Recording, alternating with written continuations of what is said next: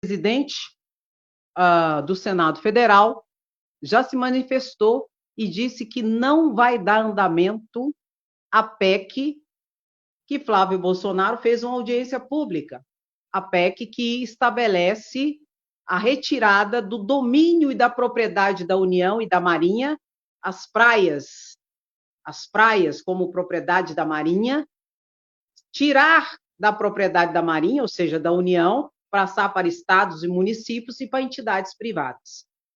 Rodrigo Pacheco diz que não está nem pensando em colocar em pauta esse tipo de proposta.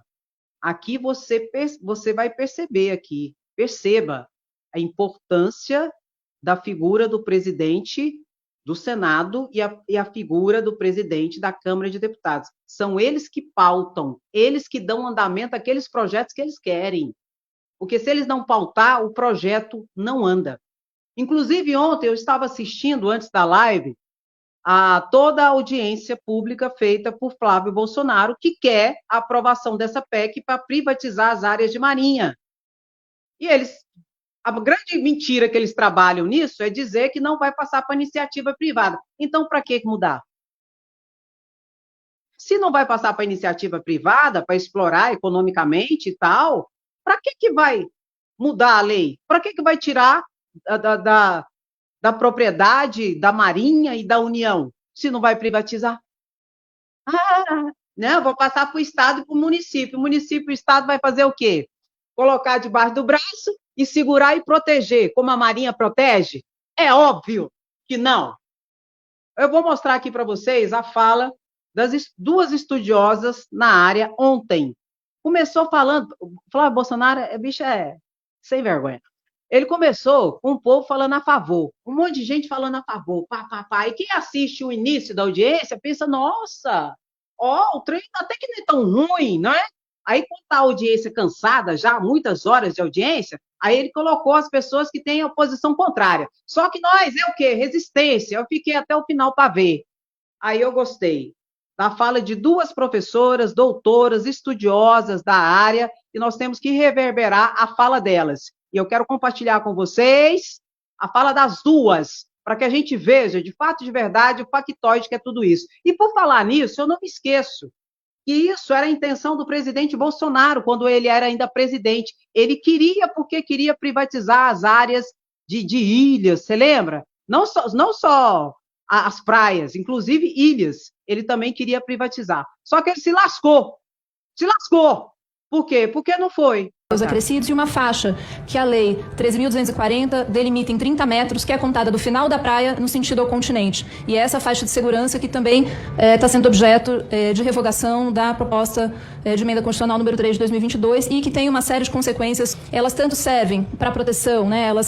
É nelas que se situam ecossistemas de alta relevância ambiental, as áreas de manguezal, restinga, apicum, que são fundamentais, né, no momento em que a gente vive hoje, vendo a situação do que está acontecendo no Rio Grande do Sul, para a prevenção de riscos e medidas de adaptação às mudanças climáticas. É na zona costeira, onde vivem muitos povos e comunidades tradicionais que dependem da sua subsistência desse ecossistema. A PEC, ela trata essas áreas com uma certa uniformidade e que cada um desses pedaços, né, desses trechos, desses territórios brasileiros, eles têm uma especificidade. E esses diferentes perfis de ocupação, eles exigem da gente, por mais complexo que possa parecer, um tratamento diferenciado. Então, quando a PEC transfere, né, para particulares ou para estados e municípios um conjunto de áreas, ela prevê, né, pretende transferir, ela não leva em consideração a especificidade de cada um desse conjunto de áreas. As áreas urbanizadas, se eu não estou enganado, 279 municípios confrontantes com o mar, os empreendimentos imobiliários e turísticos, as infraestruturas estratégicas, as comunidades tradicionais e os ecossistemas, as unidades de conservação. Então, ainda que a PEC fosse aprovada hoje, a gente vai falar sobre isso, a gente teria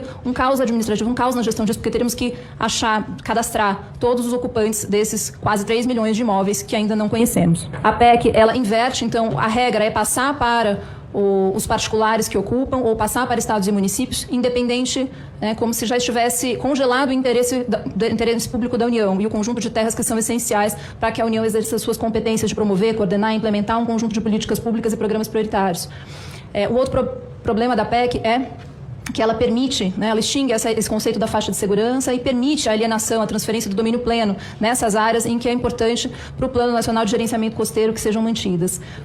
Acaba favorecendo essa ocupação desordenada, ameaçando os ecossistemas brasileiros, tornando esses territórios mais vulneráveis aos eventos climáticos extremos, contraria, né, o rumo da legislação de outros países, acho que a Maria Inês vai falar, que vem avançando na proteção dessas áreas, algum deles recomprando ou desapropriando essas áreas, né, então a relação entre os instrumentos de proteção ambiental e de prevenção de riscos e de adaptação a essas medidas extremas, ele passa pelo domínio também, pela propriedade, por ter esses bens, essas relações são importantes. Favorece a privatização e o cercamento das praias, promove perda de receita e o impacto no balanço geral da União. Enfim, impactos no turismo, nas instalações da indústria de pesca, uma possibilidade, aqui nós temos, né, a nossa associação dos terminais portuários privados, que pode falar dos impactos que vai ter no equilíbrio dos contratos, no perigo de repasse aos usuários, no impacto que isso tem nas nossas exportações, né, a intensificação dos conflitos fundiários e a ameaça à sobrevivência dos povos e comunidades tradicionais, né, aí reforçando o racismo ambiental que existe no Brasil. Eu vou trazer várias... Presidente,